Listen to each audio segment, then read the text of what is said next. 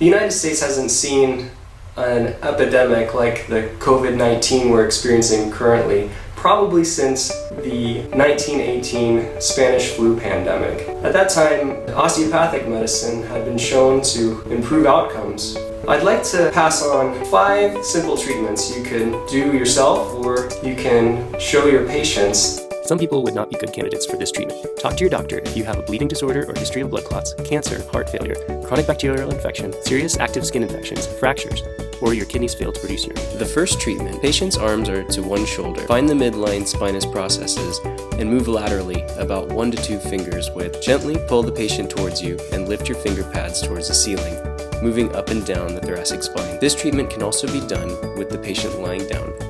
The finger position will be the same, but now both hands will make contact on one side of the patient. Drop your elbows down off the bed, rocking on your forearms as you lift your fingers up and lateral to engage the rib heads. Be sure to treat both sides. The second treatment, your hand placement will again be slightly off midline, gathering up the back muscles.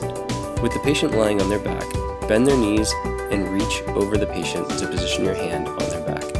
With your other hand, move the knees away from you while engaging the back muscle further, and repeat. Be sure again to treat both sides.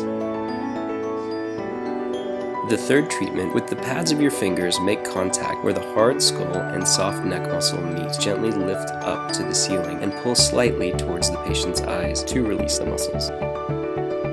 The fourth treatment, find the collarbones, index fingers above, middle fingers below, thumbs on the shoulders.